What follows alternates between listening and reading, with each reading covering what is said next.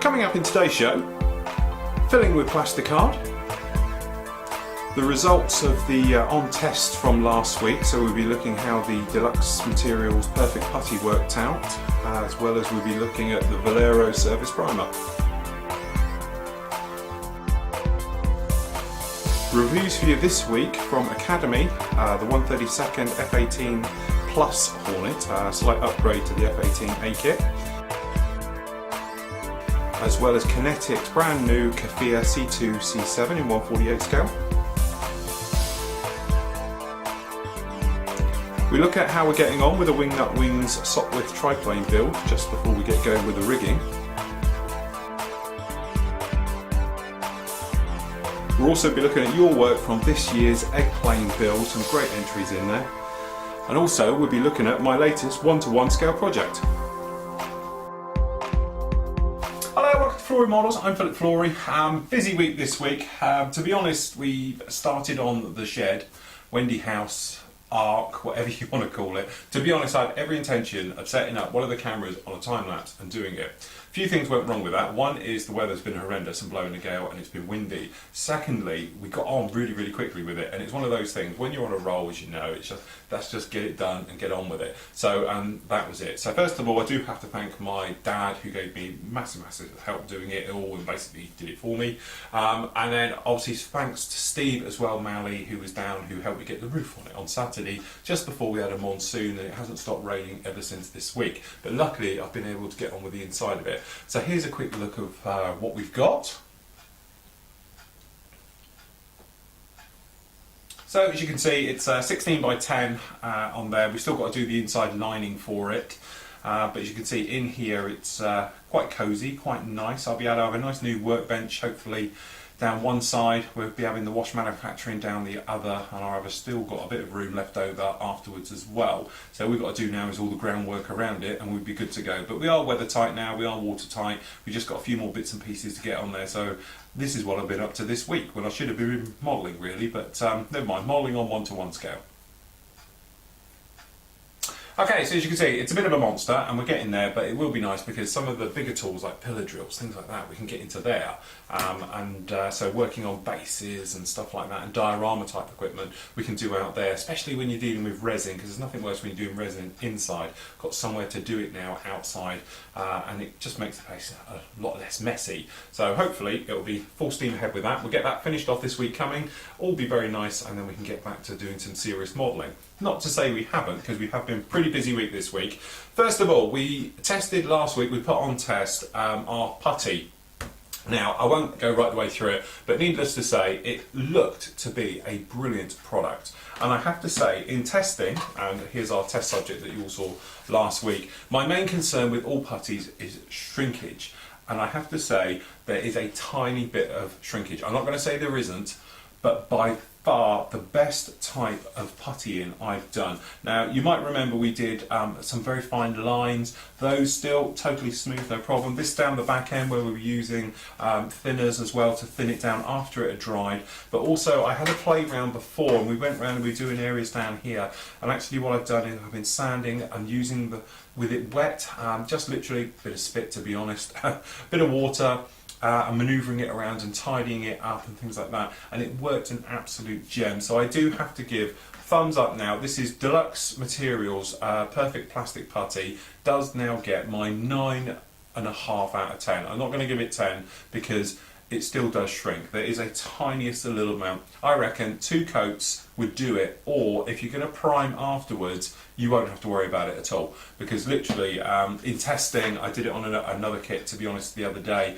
and I went round and literally put in a tiniest little bit onto a join, and then we went over it with a tiny little bit of actually it was this stuff, it was the Vallejo Surfacer, and between the two I had nothing whatsoever. Now that has stood in sunlight, in the warm and everything else all week, and I have got no shrinkage whatsoever on that with the two running together. To be honest, this one down here we had a tiniest little bit, but as I said, by the time paint's gone on and everything else it'll be absolutely fine. So our putty of choice from now on until somebody comes up with a better version is Perfect Plastic Putty. It's by Deluxe Materials, comes in a 40ml bottle. We spoke about it and I did find the cap eventually and everything else. The nozzle, really nice, very too easy to use. It's clean, it's non-toxic, it will go through the post as well, so you don't have trouble getting hold of it. It's available through Models R Go and all the other usual suspects that will carry that type of thing as well. So go ahead and get yourself some of that.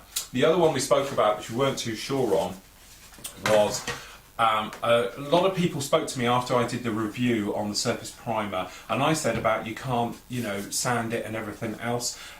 This is obviously our test area we did, and I've sanded it now. And yes, you can sand it. You just have to let it totally go off before you come back. So in testing, I've been playing it this week. You need to leave it at least 48 hours before you can sand it. After 48 hours, you can sand it, no problem at all. Just if you try it before 48 hours, it does tend to basically peel, roll up, tear, whichever you want to call it. But once it's down, it's no problem at all. My problem to that is speed, as I spoke about. If I'm doing some painting work, I want to get paint on it, I want to sand it, do it and move on. But if time's on your side, then obviously I would use this. The other thing as well, some of the guys in the forum were speaking about, it's not very easy to spray it over neat plastic, and obviously in my testing when we were doing it on this one, I was literally just putting it over already painted surface, so it wasn't quite a true representation. What I find to it is minimum 20 psi, to be honest 25 psi, thin misty coat to start with, second bit more, third give it some, okay? It is self-leveling, so if it does get a little bit beady, it will go down. Just give it a couple of coats, and as we found out with the bottom one on here, all your detail will come back. So even if you flood it, it will look nice afterwards. And to be honest, this bottom of the wing is horrible. We've made a real dog's ear of this over the years doing testing, and it's absolutely fine. On that note, we must have to say that a few of you guys did mention, especially when you were here at the meet, that I had the intention of redoing this one. Well, unfortunately, Buster here has never going to be a model again. He's never going to be on the display shelf behind us, but he is now our, you know, official test piece. Okay, so Mythbusters have Buster, so this is Buster the plane, who is now officially going to be used for all our testing. And speaking of testing, this week we're going to look at Plasticard, using it as a filler, so using shims of Plasticard and everything else like that. So poor old Buster here does face the chop. Okay then, so been asked this week about, we were doing fillers and things the other day, about using plastic strips or styrene card for actually using it in filling. So first of all we need a test subject, so without further ado, who's our favourite test subject? So I crash test dummy this thing, and we need to give it a wound. So, whoops, I'm falling down here today. So what we need to do is make a very nasty seam on this one. So what we're going to do, we've got a power line just here. What we're going to do is make a very nasty seam line. Something like that. So what we're going to do is make it a bit bigger. So we're assuming this is now a seam line, okay, in your thing. Now, if you come along with fillers and putties and things like that, as we said before, we can put them in and take care of it. Now, I'm thinking sometimes with aircraft, when you put the bottoms of wings in and things like that, you get a bit of a gap or a step or something going in between. An easy fix to this, okay, is to use something like styrene sheet. So we got this here. To be honest, this is, I think is 1 mil, which will probably be a bit big for this. But you can buy this in various packs. Now this is Evergreen, which are probably, you know, the best known one manufacturer for it. Okay, but what you can actually do then, if you have the correct thickness, and I think this is going to be too thick, let me just drop into my little spares collection down here of styrene strips and things. And resin, see what we've got. That looks pretty good. So I think this is probably about 1/2 mil. So we'll see if we can get this to fit in here. It's probably a little bit too big, but what you can actually do, I'm just trying to find a closer fit, because the styrene sheet does come in various widths and things like that. That's cardboard, not even styrene. Okay. But you can buy sheets of it like this, So what you can do, if you haven't got the exact one, take your styrene sheet, okay, and then taking sorry, we've been away for a few days and nothing is in position where I left it. So if we just grab some scissors, he says, looking for his knife and everything. Just take a large strip. Now, ideally with this, it's probably around about a ½ mil, but I don't seem to have any ½ mil here, which is quite handy because I can show you guys. So what we're going to do is literally just fold a piece like this in half. Now, I'm not going to glue it. The trouble is, if you come along with glue and you glue this, it's going to melt together and it's a little bit of a false thing. So what we do, we're just going to pop this in just to see what we've got just down here and how well it goes in and fits. Okay, that's it. It fits quite nicely. We've got no obvious problems with that. So then what you can do then, come along with your liquid glue. It's a nice tight fit. Okay, and just run a little bit via capillary action all the way over.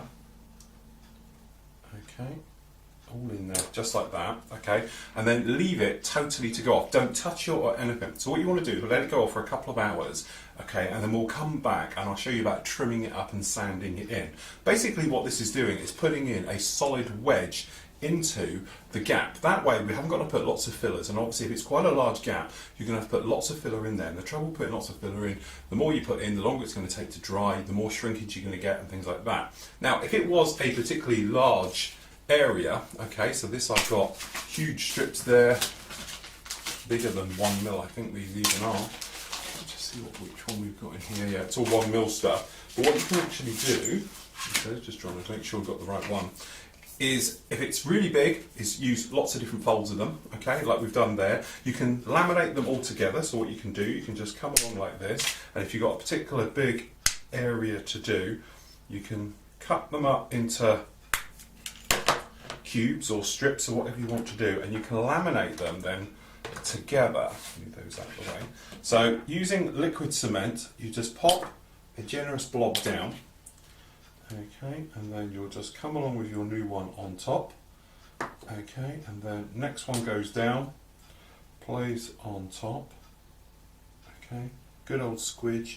And then what you want to do is go round and run round extra thin everywhere on the outside, because when you sand this, what you don't want it to happen is suddenly delaminate and fall apart and you'll have cracks. Because you're using hot weld action, it will physically weld it together, it'll melt it together, make it very, very solid. So what you can then do is sand to roughly the right size you want, pop this in and then sand it flat. So, you know, you're thinking, okay, where would you use this on? Something like this, okay, at the top. Obviously if you've got a joint where a front wing is meeting a back, this will work perfectly well on the top, okay? If you've got something like an air intake, though, when they go in, sometimes your little gap, this will go in. Also, if you've got like a step between the two, these can act as your surface as you're going to sand in between the two. Because if you're using fillers, sometimes you get shrinkage and things like that in there again.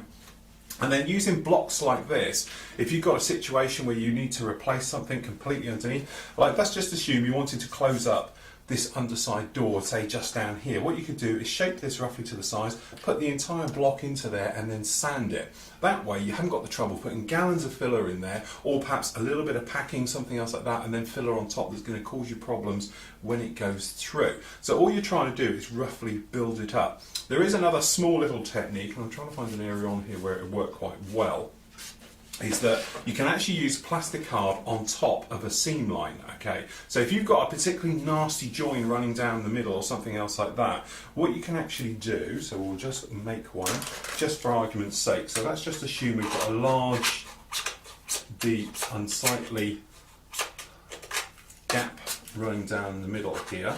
So we're just going to make it quite nasty. Our poor test aircraft. It's like Buster. Okay, so what you can do then, you can come along, see what the sort of size roughly is of it, and that's not a bad size, so I'm just going to make this worse. I'm going to go right the way through, so you end up with strengthening problems.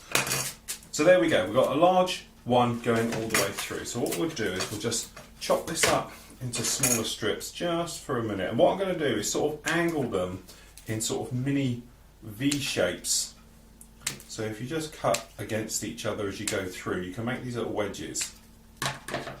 Something like this. Okay, and then when you come up, what you can actually do, let's just assume we've got a large one going in here. You can push them through, but don't push them all the way.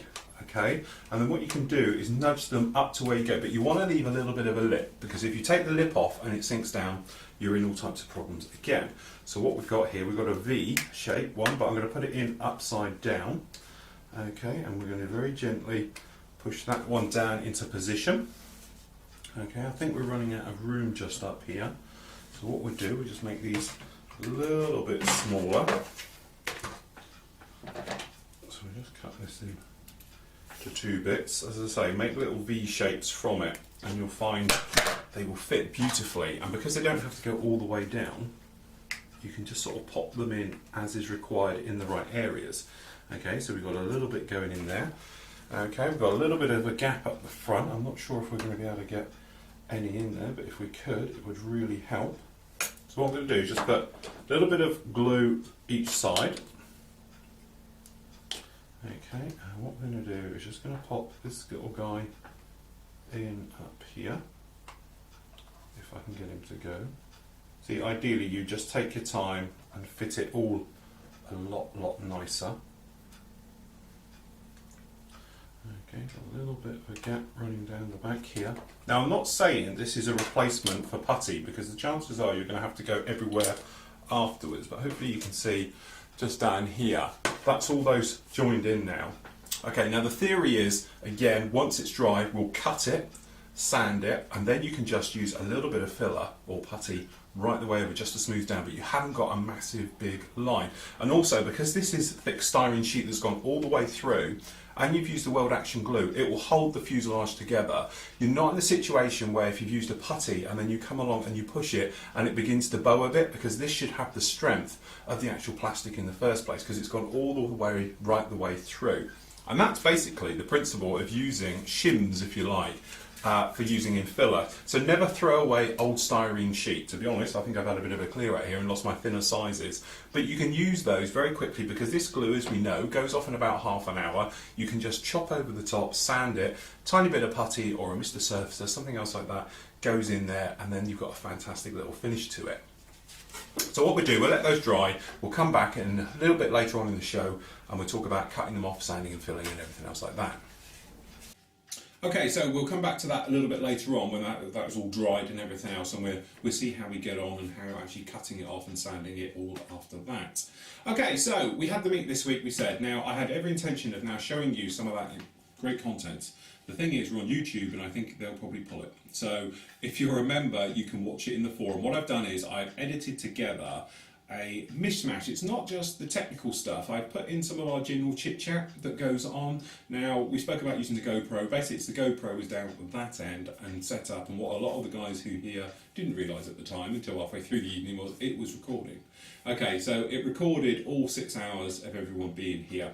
And what I've done is basically chopped it down to around about a 2 hour. Now, because it's 2 hours, as you know, my internet connection here is absolute crap. Okay, so it takes me to upload a 2 hour video in HD around about 40 hours. Okay, so this way it's in a lower format, so it's not brilliant quality, and the sound quality is a bit iffy as well, because I've had to really lower everything to be able to get it into a 500 megabyte file to upload onto the server. Now it's up there now, it's very raw, it's very, you know, if you're easily offended, probably don't watch. But the thing I like about it is, if you were modelling and you had us on in the background, you don't even have to watch it, because a lot of it is just general chit chat and things like that going back and forth. But it's probably quite nice as sort of background noise when you're hearing modellers talk about things and things like that. So I think it's quite nice and quite appropriate. So maybe you want to listen to it, maybe you don't. Tell me what you think in the forum. I'll put up a new section in the forum called Meets, the video Meets, and you can see all about it there. So, and the guys that are here, you can all cringe at seeing yourself on camera now and hearing yourself as well. But it's a little bit interesting, and every month, if it works, I'll do the same and we'll pop them up.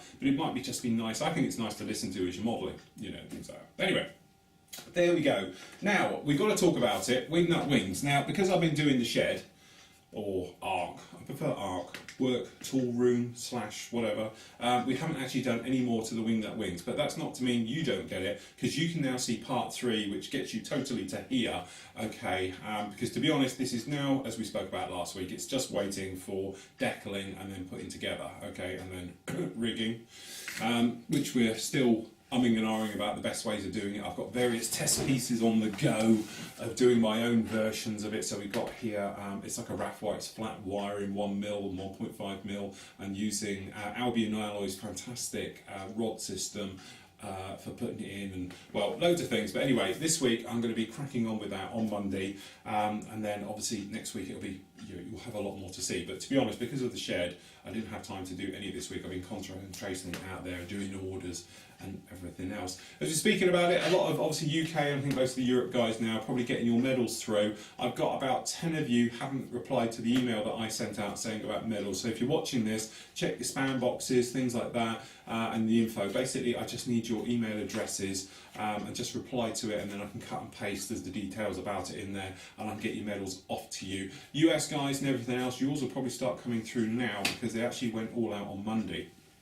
So all your medals are all on the way. As I said, I think there's at least 10 of you who haven't contacted me yet with your details. I know a few of you have done it. I'm recording this as usual Thursday morning, and so obviously a lot of you spoke to me last night, things like that, so I've got a few more, but I think there's 10 of you still outstanding for your medals. Remember, shoot me, I cover all the costs and everything, and I'll get them out to you no matter where you are in the world.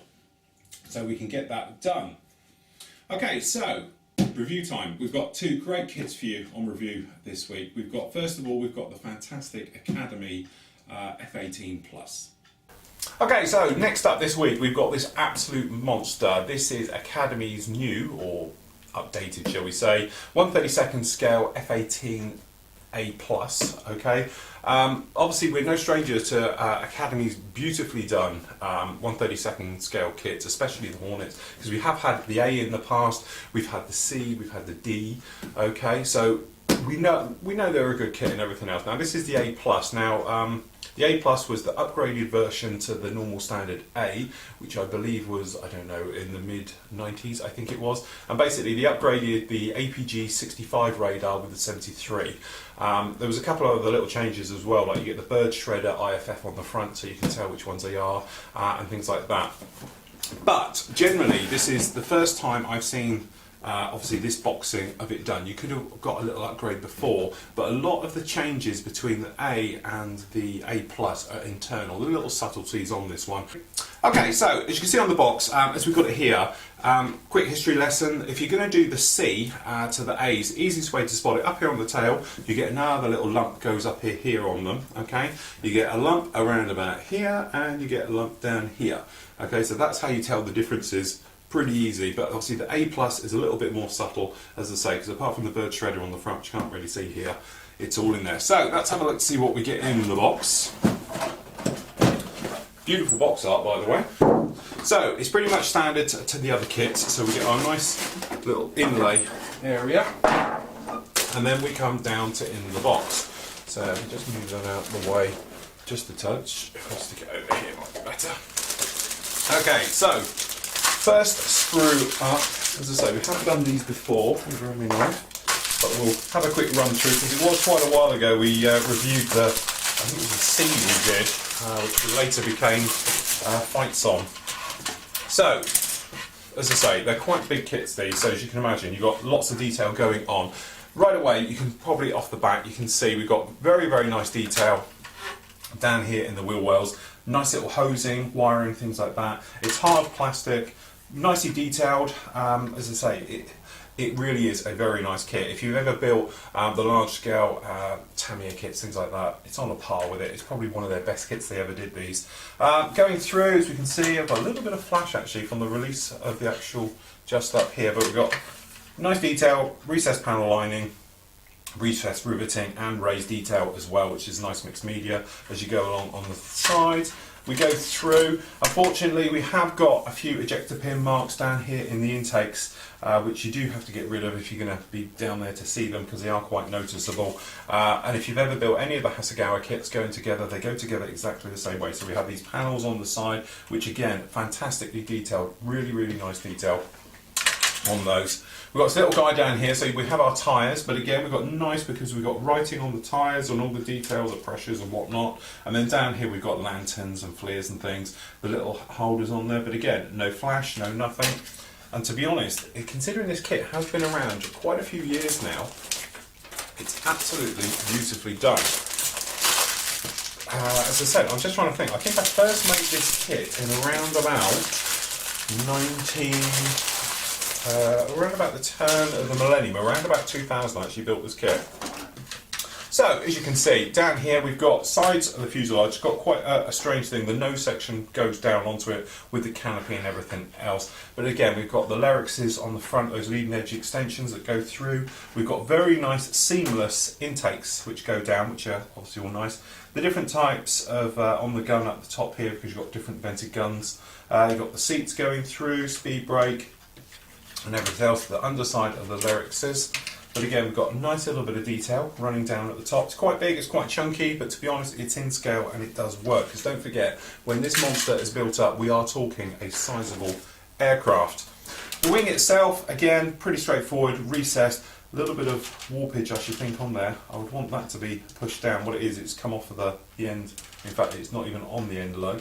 Okay, but again, you've got to open up all the holes and everything else. But the tails are very nicely done and they're in one piece. Right, I'll just skip around that one for a moment because that's weapons.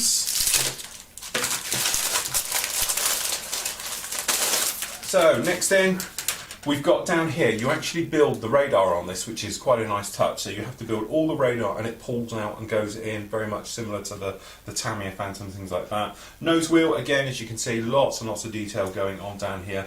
Multitude of little parts and the gear, which we'll talk about in a moment. Again, no flash, nothing whatsoever.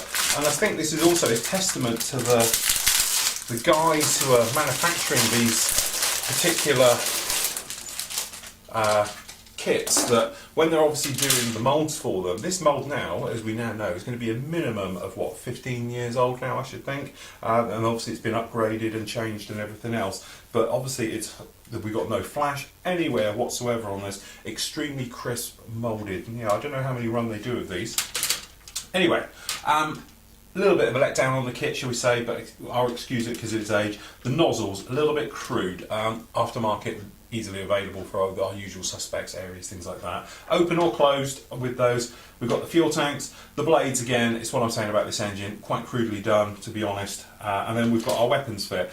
Also, you get full engine detail on these. Again, you put them in, you'll never see them unless you want to open up some panels. But certainly, as you can see, we've got the engine, one of the engines down here, some Sparrow missiles, some sidewinders, and then this is just an exact copy for obviously the second stage for your engines and everything else that go through. Now, we will have a look at this because this is one that's always quite a nice extra, if you like. Obviously, we get crew. As you can see here, we have the crew members themselves. Different types of helmet. Now, the A+ will be using probably the old-fashioned night vision gear, I can imagine, with it, rather than any of the modern ones. It's probably about right. But the harnesses and the details on all the pilots is really, really nice. So we've got those. The other thing you get, I know it's a little bit gimmicky, but it does work. You actually get a shooter for the catapult, as if you're going to fire it off the cats, if you want to do a nice little diorama. You get, I think it's a crew chief standing next to it. I think you get a pilot, which is going to be boarding the ladder, if I remember correctly. But again, very nicely done as we go through. Okay, we've got a chunk out of a sprue here, and I don't remember that with the old one.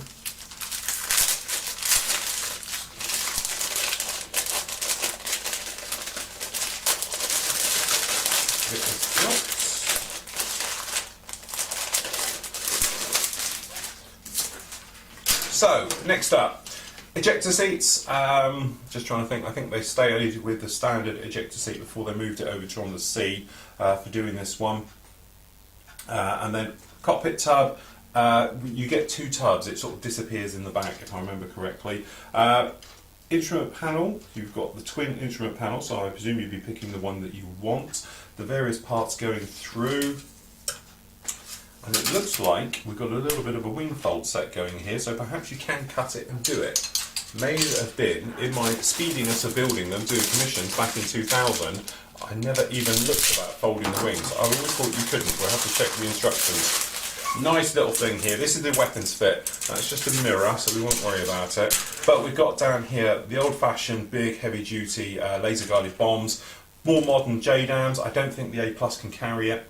Again, HARM missiles, Sidewinder missiles as you're going through, Mavericks, and in a moment we'll be getting the standard sort of freefall fit. But again, great for your spares box because you do get now every single type. I won't go through it here, but we've got here Harpoon anti-ship missiles, Rockeyes, retarded Mark 82s, twin pads. We've got the normal Mark 82s. I'm just thinking, and looks like we've got AMRAAM missiles down here as well. So we won't bother going all the way through those. This one here I won't bother getting at either, but basically what we got down here is the separate flaps. This is the top of the nose just down the front here. You could open it up and have the refueling probe out.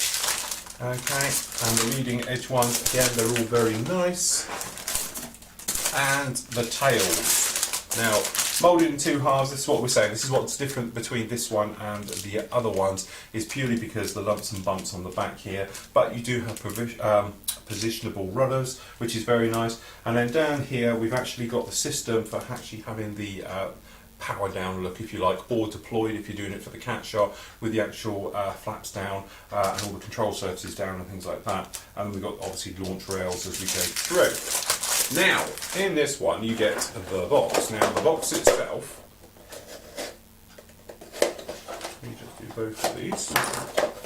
In this lovely little box, you do get this. Now, in here, we have strengthening for the gear. Now, these aren't white metal. I think these are cast steel or something like that.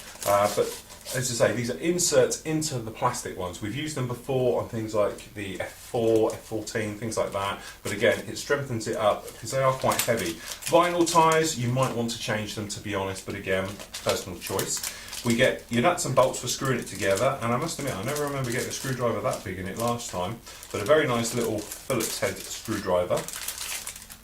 Okay, the canopies, which is funny how they're just running around the bag without a sprue. They do need dipping. One little thing, they're not as clear and as sharp as modern ones are. I won't bother getting them out. But again, it's quite nice. It's moulded in one so you can easily mask up. It's not like the F4 where you have to put in the glass part right close to the actual framing or anything else. It's just moulded in one, which is nice. We have the nose, okay, which has the vent. You can't really see it on the other side for the gun barrel. And the last of your little clear parts, which has got things like the lenses, the HUD, TV screens, things like that will go in there. So they're all very nice, and it's still nice to see the little box remains. So in here, last bag we've got is our instructions. Now, I'm interested about the wing fold, so it may have just been age. So down in here, which is quite nice, you can see, and I wasn't aware of this, you can actually do the Canadian version straight out of the box because we have the Canadian markings here. I did know the A Plus was basically their version of it, but I didn't realise you got them in the box. This over here is for the ghost or the underside fake canopy, so you can't tell which way it's turning. Okay, and then obviously we've got our nice bedeviler markings up there, which are absolutely stunning. These are done by Cartograph again, so as we can imagine we're not going to worry about silvering or anything else like that.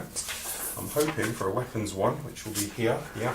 And here we have, again, our weapons one, and these have beautifully metallic areas. You might be able to see over here, we've actually got the, you can build up the little CRT displays in the cockpit as if they're powered on, so you can see, and all the ones you can ever imagine for all of those weapons. So if you wanted to spend a week doing weapons, you could do them all now.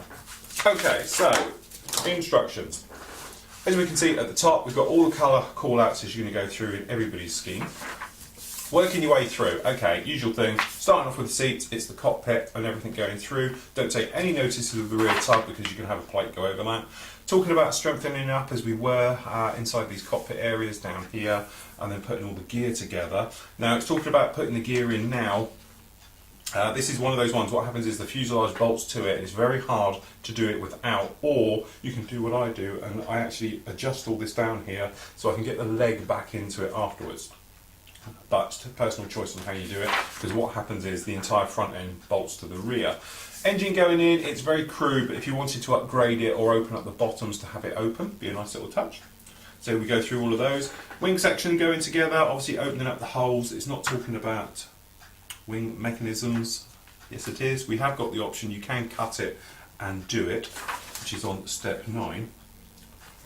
And is that all it tells you about cutting and doing the wings? I don't remember seeing that last time, that was all. So yes, oh yes, we go ahead to step 36 and 45 before we get to that, so that's fair enough. Intakes going in, they're a little bit tricky to get them to fit in, so just take your time when you're doing it with that one. I know, to be honest, I made a right mess of it on my first one I built, the second one was a lot better. You've got the little interrogation light, spotlight. All the Canadian ones have them on the side, so if you're doing that you will have a different panel on the side. I'm just wondering why it's not telling you about it, because it's actually a glass window it has on the side for the Canadian one. You get the Canadian markings, it will have it. Flaps going down, talking about engines going in, powering it in. Opening up the front for the bird shredder, which goes on the front, which is the IFF friend of foe detection system, which goes on there. You have the ring on the nose. Now this is what we were talking about, where you actually put the radar in. I'm not sure if it's a different radar or if it's just the same as the C model. But anyway, it'd be interesting to know. I don't think so. I think the C model is a different shape. Anyway, more gear parts going in, even more gear parts going in. Trust me, it's not as bad as that looks. It looks very complicated, it's not. Quite nice colour call-outs up here we've got for showing you about doing that landing gear, bay and everything else. Then obviously those going in, which you wouldn't do now anyway because you'll do them well after it's been built. Tail hook assembly, everything going in. Boarding ladder, you can either have stowed up or deployed. Same with the canopy, you'll be able to have it open or closed. We're talking about down here, and then generally going around speed brake, popping them in. Now here we are, this is where we're talking about doing this, so we're going to be cutting this section here of the wings off to fold them up. Now I don't remember it doing that before, but it does now, so if we were to do it, that's what we'd be doing.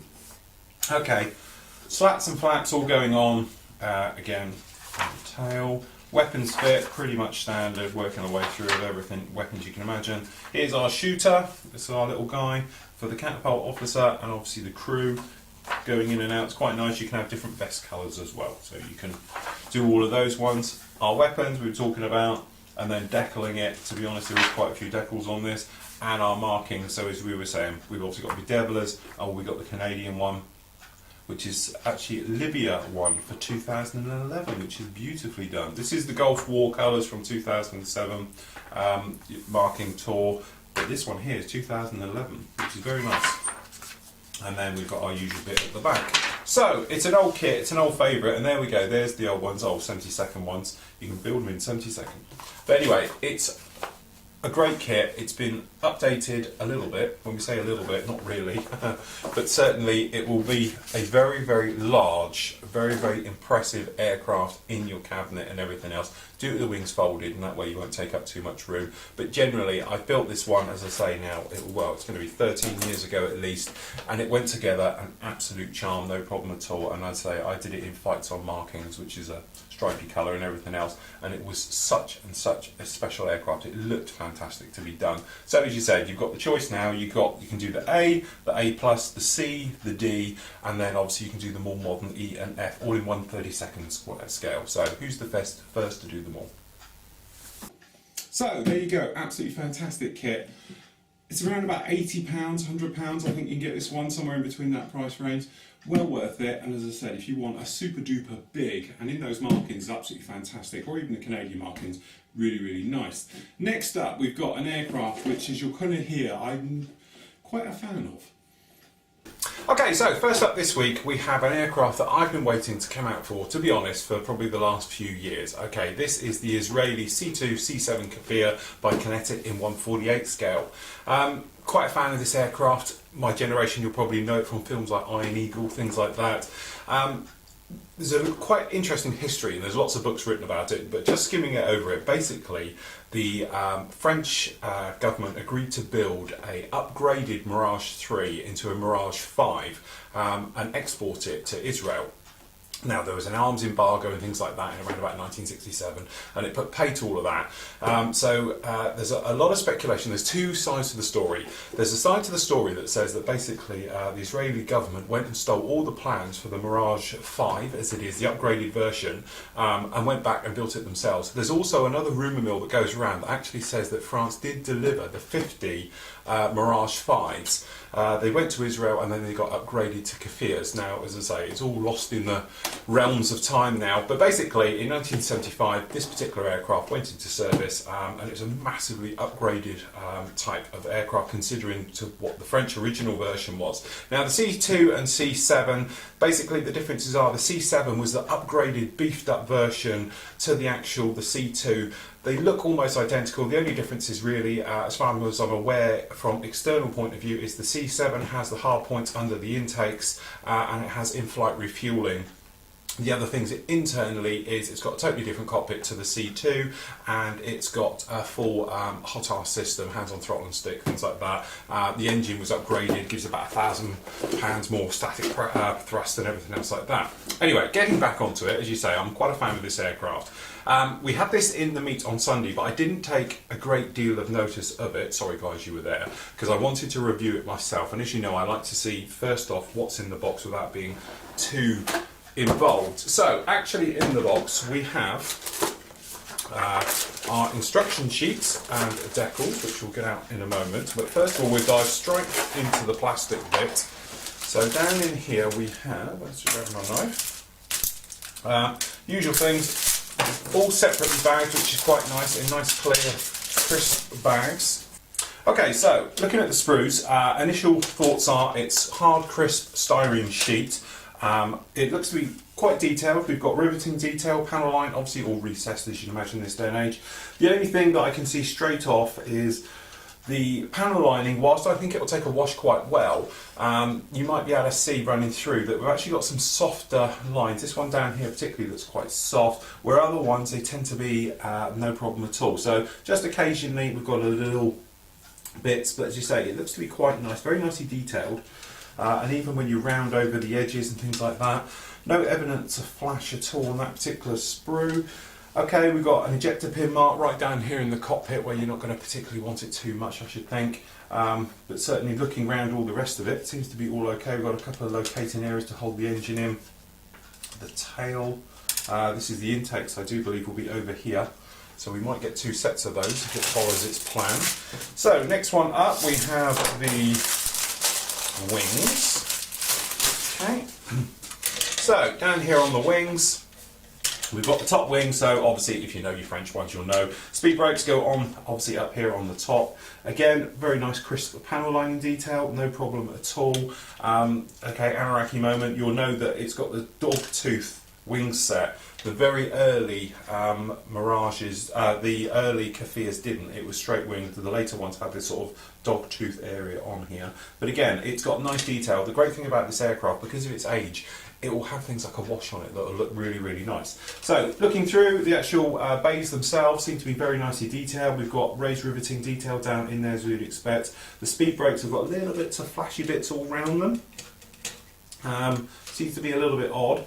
Again, it's broken off the sprue back here, but it hasn't broken the thing. That's the only downside. I know it's double-edged sword. You want the hard plastic. It's easier to work with, gives better detail. Downside is when it breaks, it takes bits with it. Okay, so but luckily it hasn't on there. So that's all very nice.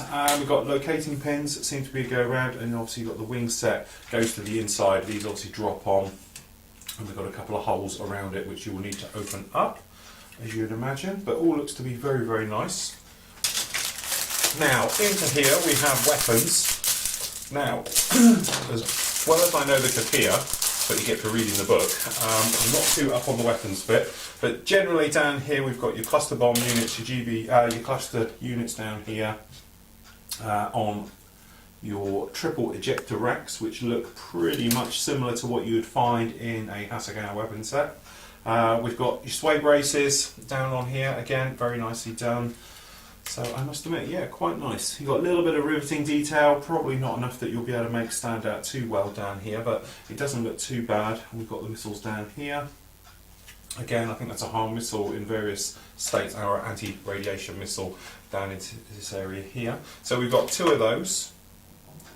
No, we don't. We have separate ones here. So we've actually got retarded Snake Eye Mark 82 bombs, which are these here. Again, sway braces, various things for those. Next bag up is a bigger bag. Now, you should, in theory, get 2 types of fuel tank in here.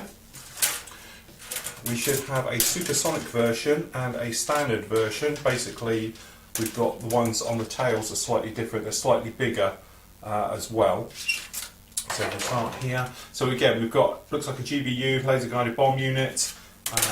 We've got I presume this is going to be a centerline weapons station. It's slightly different. It's got the actual pylon moulded into it at the same time. Okay, I'm going through, but again, all recessed, pretty basic on a fuel tank as you can imagine, as that goes through there.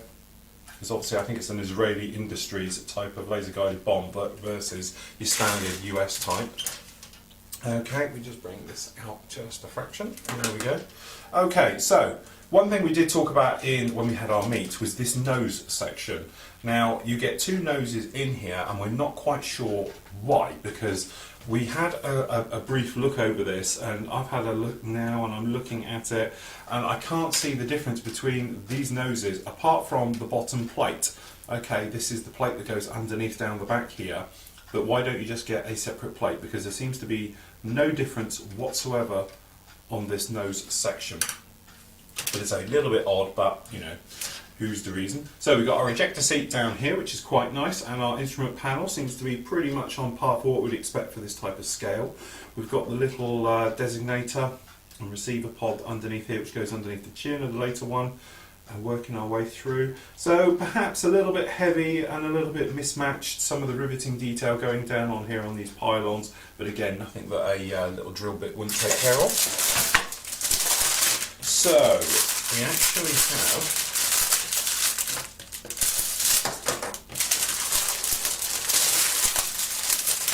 this one down here.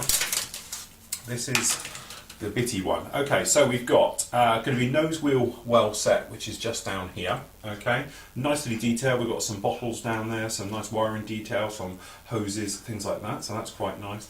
First stage compressor blade, pretty much as you'd expect. The gear, a little bit basic, a little bit flashy. Okay, when I'm saying flashy, just a little bit of lines everywhere. Intakes, quite nice because we have got no ejector pin mark on the inside, which is a nice little touch. Main doors, as you can see, we've got nice detail onto the inside, which again, very nice. Nose wheel door as well. We've got, obviously these are going to be the, I don't know actually what you call them, control surfaces, or flaperons or something else like that, which you actually get on the back here. So we've got those, so they're positionable. The canards, which are the little wings on the front, we've got just down here, which are very nice. The wheels, we spoke about this, it's for and against. We've got them moulded without the hubs, so you can paint them and put them together, but then you've got to do the seals, again, right the way through. But we have got nice disc braking areas, detail seen here. Again, more doors as we're working our way through. And then we've got the actual activators for those flaperons at the back down here. Control stick, quite nicely detailed for the scale, working through with all the lumps and bumps all over it. Hydraulic rounds on that for the gear, ejector handles, seats, aerials, working in. All seem to be very, very nice, nicely detailed. A little bit of flash, just a tiny, tiny little bit, but really I think that will come off quite well. Speed brakes seem to be okay. Again, tiny little bit of flash on them. The nose gear, which looks like it's straight off a Jag, very nicely again. And then we've actually got, as you say, more of these activators on the back. So you've got slightly drooped or flat. So we've got the option here to have the control surfaces and the powered down. All Mirages do it. Once they're powered down, they all droop down at the back, as you would expect. We've got the same here. So cockpit tub, quite a nice little touch just down here in the side. Again, raised detail. Quite happily, it will take a wash and dry brush and no problem at all. This intake, which I don't know how much the camera can see right down there, very nice. You can actually see the actual afterburner ring down the back end in there and the igniters and everything else. And obviously here's the actual blades on the outer side. Then we've got these guys here, which again moulded the other way, which are going to go to the inside of the intake. Again, no ejection pin moulds where you would want them. Quite nice detail down here. We've got the chaff buckets things like that as well, as we're working our way across. So I must admit, it's one of those things. We were saying Kinetic seemed to be lacking in that crispiness detail. It could go that next stage, it'd be nice to see it, but their level of detail and thought process, where to put ejection pins, things like that, come along leaps and bounds. So, last one down in here is this little guy, which will be old Israeli industry's favourite, which will be the Python air-to-air missile, which is a lot of people will say this was now. I should think the Sidewinder X will probably be better, but was the finest short-range guided missile there was, air-to-air missile. But again, very nicely. Obviously different sprue, packaging, things like that, so I assume this is sort of a general part to pop in, either that or it was an afterthought, but it both says it's on G-sprue. But as you can see, very nice, nicely done. Nice level of detail. So, last but not least, okay, nice, it's in a separate packet. I wonder if we can get this out of the bag without killing it. We have the clear parts. Okay, immediately I can see warpage as you look down on this, and I don't know how well the camera will actually come right in on this. I might be able to bury it down. But if we move that out of the way, as you can see, you might be able to see, if we just roll it slightly, we've got a little bit of distortion you might be able to see on this little guy down here as we work our way around. But I have to say, we have no centre seam in this whatsoever, which is quite a nice touch. This other one we're okay. We've got no webbing we were talking about a few weeks ago, where as the mould pushes it in, get a cold front and you get those small little thin lines. Sometimes it's triangulated, things like that, depending on how many ejection points. None of that whatsoever. It's nicely detailed. We've got riveting detail on the top here, which is quite a nice touch. But they are very nicely crystal clear. Obviously we've got HUDs and lights and things like that. We've got landing lights down here. Again, beautifully done. Very, very nice. I have to say, it's looking good. Now, okay, we'll quickly do this one. Your markings. So we have here, which is the C2, which is going to be 1983, entered service 75, starting with 101 Squadron had it first. So it's probably one of the last of the C2s before they got upgraded to the C7s. But certainly, as you can see, very nice detail.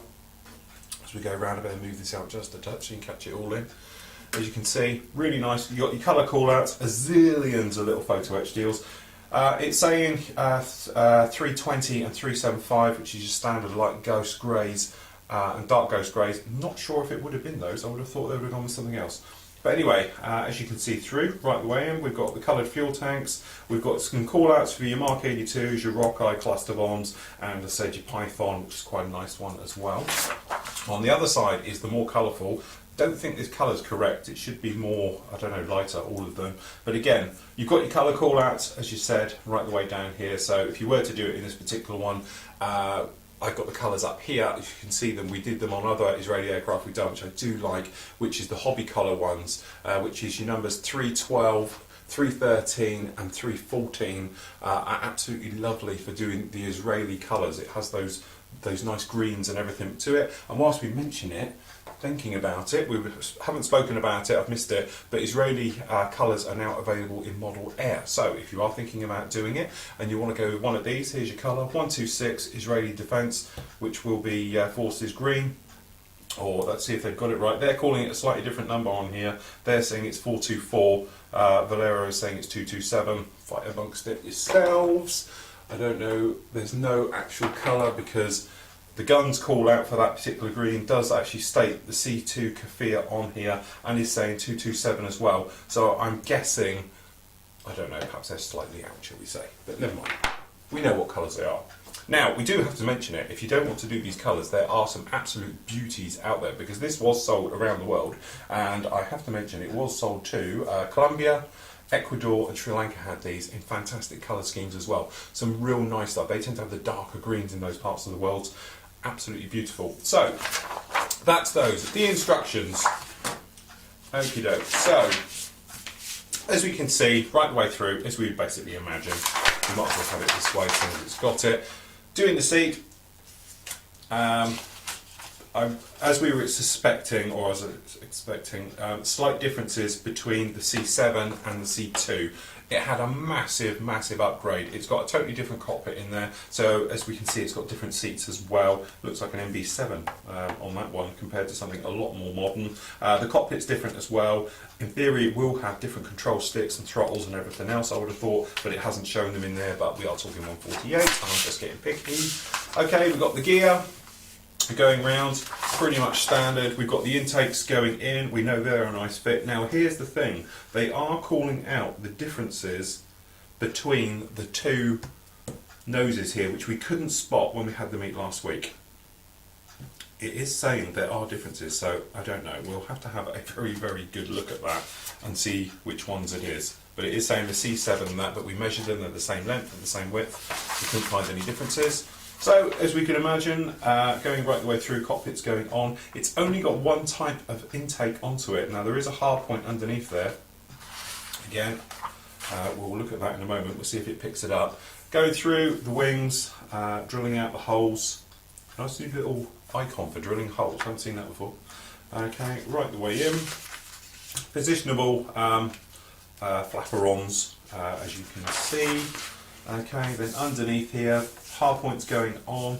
To be honest, it looks like it's saying the C7 and C2 both have hard points underneath the intake. Now, I was always led to believe the C7 has the hard points underneath the intake and the C2 didn't. But I stand corrected because obviously I'm wrong because I haven't seen that one. Weapons fit, you know, we all know all of that. Weapons going on between the C7 and the C2. It's either that or they are actually saying that the C2, perhaps it's laser guided bombs, things like that on that earlier hard point. Don't know. There we go. Last up, we've got the decals. And then, as you can see, just as it this one down, as we see, obviously, Star of David, very nicely done. I don't know quite where we've got so many. I don't think it has that many. It looks like it's twin sheeted in here. All these nice Hebrew markings for Kafir. Quick history lesson. Hebrew for Kafir is lion cub, or baby lion. Okay, so as you can see, very nicely done. These are done by Cartograph. As you can imagine, Cartograph makes some stunning decals, and I've never yet to find any of this which are out of register or ever given me a problem. Okay, but as you can see, very nicely done. And to be honest, when you look at that call out for all of these markings on here, we've got hundreds and hundreds and hundreds. It doesn't look too bad on here because they all look to be very, very similar. But as you can see, I can imagine bottom edges, weapon, walkways, covers and everything else, but it's a little bit different. It's in those nice colours. Hebrew markings as well will make an absolute stunning model. So I have to say, as you can probably tell, I'm quite a fan of this aircraft, okay, but I think there's another kit due out soon. I'm not too sure whose that one is. It'd be interesting to see how theirs fares up against this one, but I can actually say, going through this kit, I cannot find a fault with it at the moment. It's not saying anything about nose weight, although I wouldn't take the chances, everyone. I'd pop some in. Oh, one more. Correction sheet. Obviously somebody's printed something backwards, so there we go. We've got a correction sheet there as well, so I'll just keep that safe before we do lose it. Put that with that one and everything else. So there we go. It came out last week. It came into me on Friday. I didn't have time to get it on last week's show, but certainly I'll be getting on with this one in the next couple of months for certain. We've got other big builds coming up, as you already know, but well worth it. So if you are in the field for Kafir and in the market and you want one, go get yourself a Kinetic one. Okay, so let's go back and see how we get on with the Plastigard. Okay, so we'll see if we're dry now. So this top one at the moment, as I said, it's a little bit of a test for it because it's up there, but we can certainly give it a whirl. So what you would do, come along with your scissors to start with, okay, and just roughly cut your excess off so you've got it something like that, okay. Then you can come in a little bit closer and trim a little bit more. Now, you've got an option at this point. You say, okay, there's no gap, but obviously where we've got it folded and things like that, you might want to give it another coat of liquid cement or put your putty straight in now, just to take care of any gaps you might have around it. Alright, if you don't, what you can do, come along with your sharp knife, okay, and just trim off the excess. And to be honest, it's a little bit wet still, that's why it's dragging. Okay, and then we'll just take our sanding stick, very lightly, just for the moment. As I say, it is a little bit wet. You want to leave this really overnight to go off. Okay, sand it, sponge.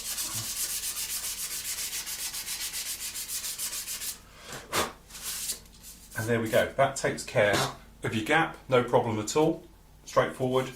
Okay, and that way you haven't got the thing of filler in there with shrinkage. Okay, it's very thin plastic card and thinner I normally use, but it is your technique, as you can see. So your one's underneath, exactly the same. You just come along with your knife blade now and cut it. So as you can see now, under here we've got the situation where it's just in there. Now, if that was me, I would just come along, thin bits of putty, job done. Okay, you could sand it now, but to be honest, you probably get a little bit of sinkage. And the other reason is it's got so many coats of paint under here, it's a bit of a nightmare.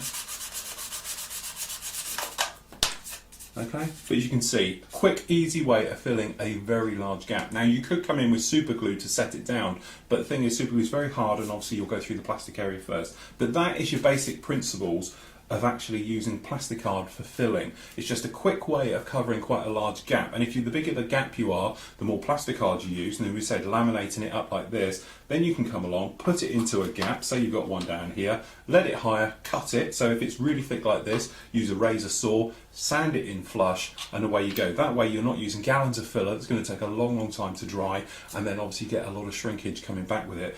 Plasticard fills great gaps, everything else. Get yourself a selection bag. They do it in various sizes, okay, thicknesses. That way you can just drop them in exactly where you need them, trim off the top, sand it in, and away you go.